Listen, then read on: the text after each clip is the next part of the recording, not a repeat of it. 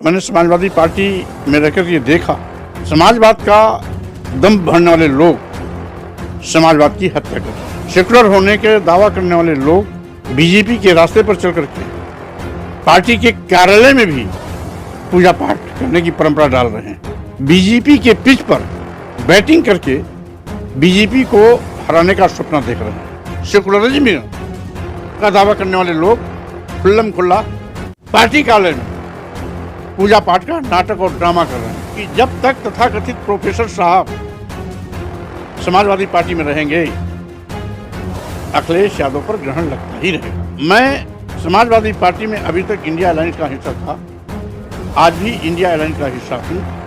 Party बनाने के बाद भी इंडिया अलायंस का पार्ट बन के रहना मैं बेहतर समझूंगा। समाजवादी पार्टी से अलग होने का कारण मनभेद नहीं है, मतभेद है।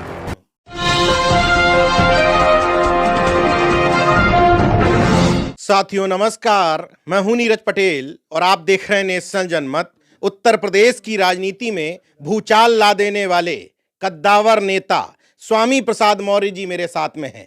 बताने की जरूरत नहीं है कि समाजवादी पार्टी से किनारा करके अपनी पार्टी की न सिर्फ घोषणा कर दी है बल्कि झंडा भी बता दिया है कि ऐसा होगा।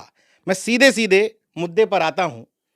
सपा से किनारा करने की वजह सम्मान है या विचारधारा या दोनों? देखिए, राजनीति का मुख्य आधार ही विचारधारा होती है।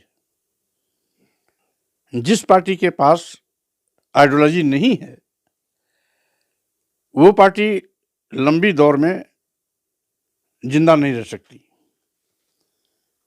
आज मैंने समाजवादी पार्टी में रहकर ये देखा कि समाजवाद का दम भरने वाले लोग समाजवाद की हत्या कर रहे हैं। सेकुलर होने के दावा करने वाले लोग आज बीजेपी के रास्ते पर चल करके पार्टी के कार्यालय में भी पूजा पाठ करने की परंपरा डाल रहे हैं और साथ ही साथ बीजेपी के पिच पर बैटिंग करके बीजेपी को हराने का सपना देख रहे हैं। इसलिए मैंने पार्टी नेतृत्व को विचारधारा से जोड़ने, यानी दलित, आदिवासी, पिछड़े, महिलाएं तथा मजदूर, किसान, अल्पसंख्यक के सम्मान, स्वाभिमान और उनकी हो रही हकमारी के खिलाफ सचेत करने की कोशिश की। यहां तक कि समाजवादी पार्टी में शामिल होने के दिन से लेकर के आज तक जनाधार बढ़ाने के लिए मैं निरंतर प्रयास करता रहा। यहां तक कि सत्ता पक्ष से सीधे मैं टकराने में भी रंच मात्र बिना समय गंवाए टकराया भी, सामंती सोच से सीधे मोर्चा भी लिया। 2 दर्जन से ज्यादा मेरे ऊपर जानलेवा हमले की धमकी दी गई। किसी ने तलवार से सिर काटने का, किसी ने गोली मार देने का, किसी ने हत्या कर देने का, किसी ने सिर को धड़ से अलग कर देने का, किसी ने जुबान काटने का, किसी ने हाथ काटने का, किसी ने नाक कान काटने की भी धमकी दी। उसके बावजूद बिना डिगे, बिना रुके मैं अपने अभियान में लगा रहा। लेकिन हमें ताज्जुब हुआ कि जब पार्टी के ही स्वयंभू बड़े नेता जब ये कह करके मेरे उद्धार को कुंठित करने का प्रयास करते थे कि मौर्य जी का निजी बयान है, एक बार हुआ, 2 बार हुआ, अनेकों बार हुआ, तो मैं सोचता रहा कि एक राष्ट्रीय महासचिव मैं, जिसका बयान निजी हो जाता है, और दूसरे राष्ट्रीय महासचिव कोई और जिसका बयान पार्टी का हो जाता है, तो राष्ट्रीय महासचिव का पद ही भेदभाव पूर्ण है। और मैं जात पात, छुआछूत, ऊंच नीच भेदभाव के खिलाफ हमेशा लड़ाई लड़ता रहा हूं, तो इस भेदभाव के खिलाफ क्यों न बात उठाई जाए। 12 मार्च को मैंने इस संबंध में, 12 फरवरी को मैंने राष्ट्रीय अध्यक्ष से इस पर वार्ता की। मिल करके मिल करके व्यक्तिगत मुलाकात कर 13 फरवरी को मैंने पत्र के माध्यम से इन सारे मुद्दों को लिखित रूप से अवगत कराया, क्योंकि 12 की हुई वार्ता को मैंने देखा गंभीरता से नहीं ले रहे हैं, तो उस 13 फरवरी के पत्र को मैंने सार्वजनिक भी किया, जिसमें कि आम कार्यकर्ता को भी सारी जानकारी होनी चाहिए। पार्टी नेतृत्व एक हफ्ता बीत जाने के बाद भी टेलीफोनिक टॉक करना भी उचित नहीं समझा। तो मैंने सोचा कि मैं अपनी जान जोखिम में डालकर सुरक्षा की बिना परवाह किए तमाम धमकियां चमकियां सुनते हुए भी जिस पार्टी के लिए मैं रात दिन एक कर रहा हूं, जनाधार बढ़ाने के लिए सबसे दुश्मनी ले रहा हूं, वो पार्टी मेरी बात मुझसे बात करना गौरव नहीं समझती। अंततः मैंने निर्णय लिया कि अब मुझे समाजवादी पार्टी को टाटा बाय बाय करना चाहिए, नई लाइन खींचनी चाहिए, क्योंकि राजनीति के शुरुआती दौर से मैं सामाजिक परिवर्तन के महानायक ज्योतिबा फुले जी, छत्रपति शिवाजी जी महाराज, बाबा साहब डॉक्टर अम्बेडकर, पेरियार रामास्वामी नायकर, नारायण गुरु, संत गाडगे, मामला रामस्वरूप वर्मा जी, पेरियार लालजी सिंह यादव जी, शहीद जगदेव बाबू और सामाजिक परिवर्तन के महानायक मनोहर काशीराम जी की विचारधारा को लेकर के ही आगे बढ़ता रहा। जब जब इन महापुरुषों की विचारधारा और बाबा साहब के मिशन को किसी ने कमजोर करने की कोशिश की तो मैं उससे टकराया भी। यहां तक कि इस देश के दलितों, आदिवासियों, पिछड़ों, महिलाओं, मजदूरों, किसानों के हितों पर किसी ने हमला किया तो मैंने उसका पलटवार भी किया। और इसी टकराहट में कभी मैंने नेता विरोधी दल का पद छोड़ा, जबकि कैबिनेट मंत्री का दर्जा भी होता था। पहले की पार्टी में राष्ट्रीय महासचिव था, उसको भी छोड़ा। यहां तक कि उसके बाद विगत सरकार में मैंने मंत्री पद को छोड़ा, जब अनुसूचित जाति, अनुसूचित जनजाति और पिछड़ों के आरक्षण का गला घोटा जा रहा था। 69,000 शिक्षकों की भर्ती में पिछड़े और अनुसूचित जाति के आरक्षित और चयनित पद पर सामान्य वर्ग के लोगों को नियुक्ति पड़ा दिया गया, फिर भी आज तक कोई नियुक्ति नहीं की गई। और यहां भी देखा मैंने कि पीडीए का नारा देने वाला खुद पीडीए का गला घोंट रहा है, समाजवाद की दुहाई देने वाले समाजवाद की हत्या कर रहे हैं, और साथ ही साथ आज सेकुलरिज्म का दावा करने वाले लोग खुल्लम खुल्ला आज पार्टी कार्यालय में पूजा पाठ का नाटक और ड्रामा कर रहे हैं। कोई किसी भी धर्म का अपने तौर तरीके से पूजा पाठ करता है, हमें कोई आपत्ति नहीं, क्योंकि ये श्रद्धा का मामला है। श्रद्धा का प्रदर्शन नहीं होता।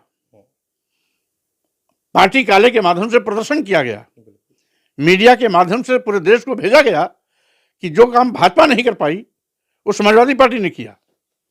यहां तक कि भाजपा भी धार्मिक उन्माद पैदा करने वाली पार्टी होने के बावजूद भी पार्टी कार्यालय में कभी किसी देवी देवता भगवान की पूजा नहीं की, लेकिन धर्मनिरपेक्ष होने की दुहाई देने वाले अखिलेश यादव जी पार्टी कार्यालय में पूजा पाठ करके एक नई परंपरा डाली है, जो नेताजी मुलायम सिंह यादव जी की विचारधारा के ठीक उलटवासी है।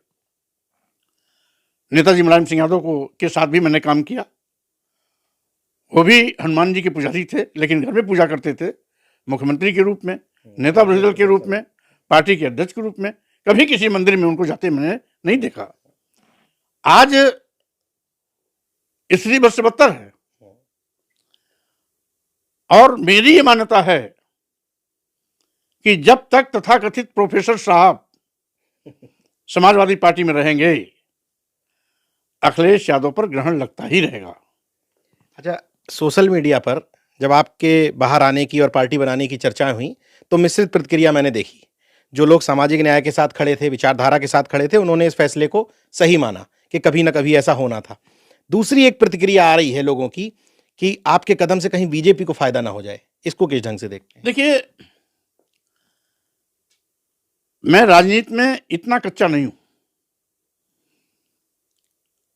समाजवादी पार्टी से बीजेपी को फायदा हो सकता है, जैसा कि मुझे एहसास हो रहा है कि आज नहीं तो कल इंडिया अलायंस से वो बाहर होंगे, जिससे अप्रत्यक्ष रूप से भाजपा को फायदा मिलेगा। मैं समाजवादी पार्टी में अभी तक इंडिया अलायंस का हिस्सा था, आज भी इंडिया अलायंस का हिस्सा हूं। अच्छा। पार्टी बनाने के बाद भी इंडिया अलायंस का पार्ट बन के रहना मैं बेहतर समझूंगा।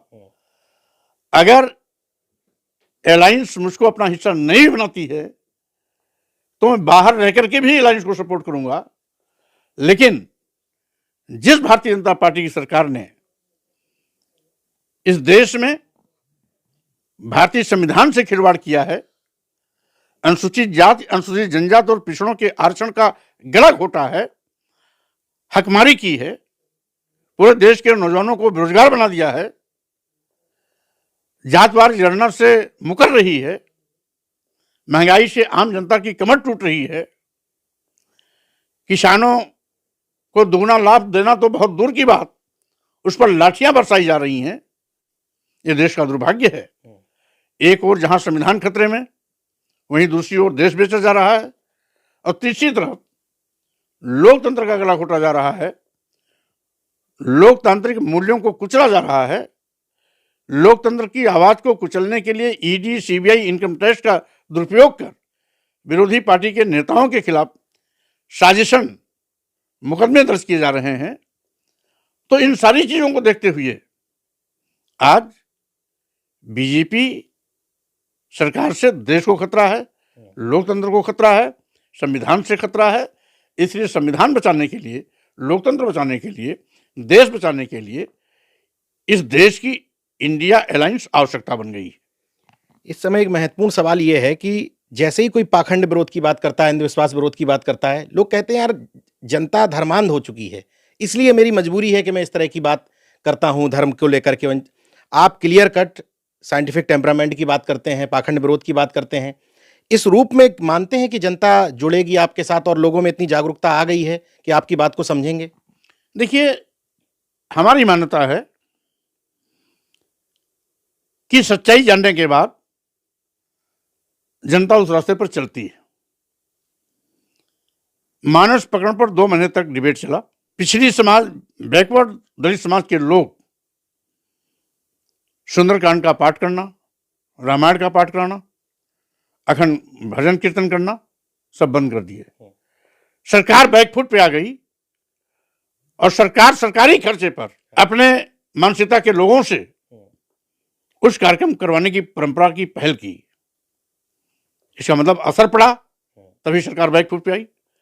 असर पड़ा तभी 2022 और 2023 के महाशिवरात्रि के दिन, जहां कांवरियों के हजूम की कतारें कभी टूटती नहीं थी, 75% भीड़ अपने आप कम हो गई।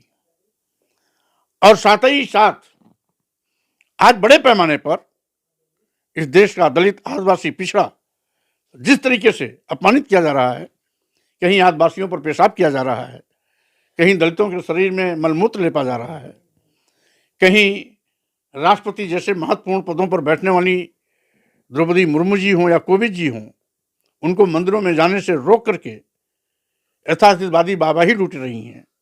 ये बाबा साहब के सपनों का कत्लेआम हो रहा है, भारतीय संविधान का अपमान हो रहा है। तो स्वाभाविक रूप से आज दलित, आदिवासी, पिछड़े इस बात को सब समझ रहे हैं। यहाँ तक कि महिलाएं भी अपने सम्मान, स्वाभिमान के प्रति सजग और जागरूक हुई हैं।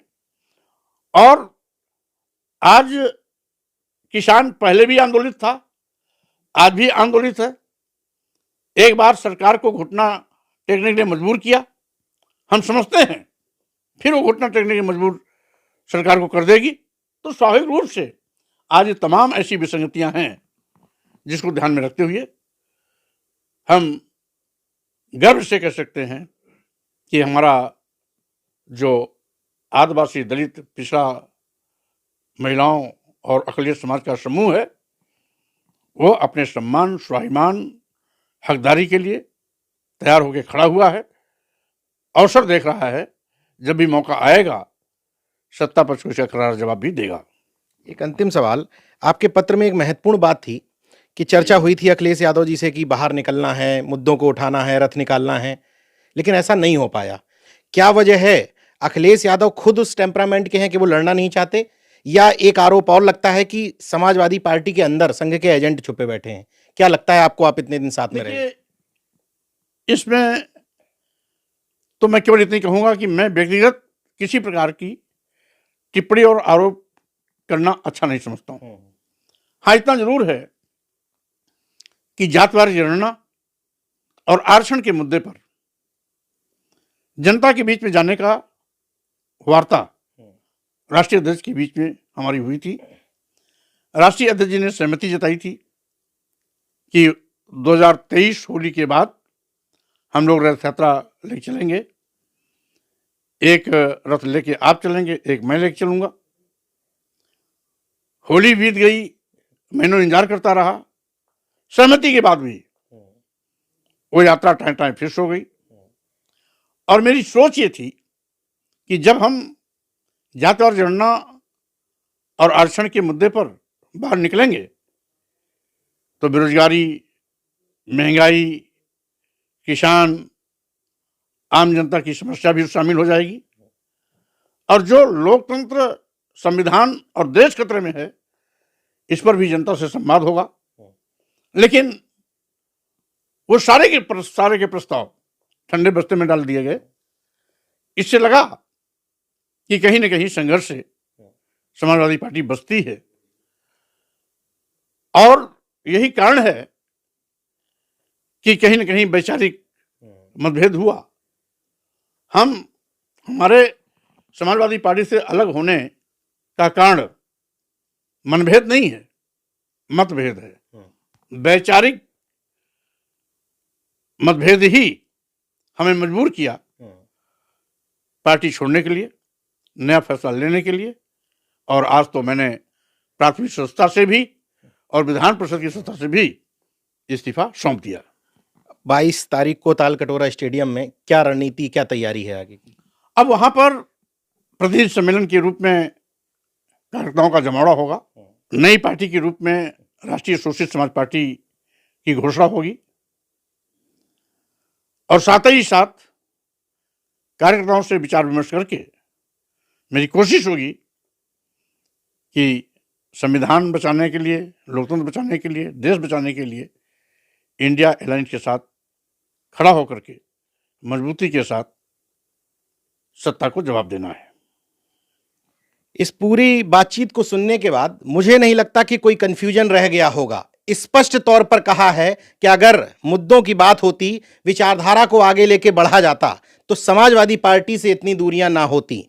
बात सिर्फ और सिर्फ विचारधारा और मुद्दों की है। 22 तारीख को तालकटोरा स्टेडियम में किस तरह का जनसैलाब होगा, आगे की क्या रणनीति होगी, देखते रहिए नेशन जनमत। जागरूक और सजग बने रहिए। जय विज्ञान, जय संविधान, जय लोकतंत्र।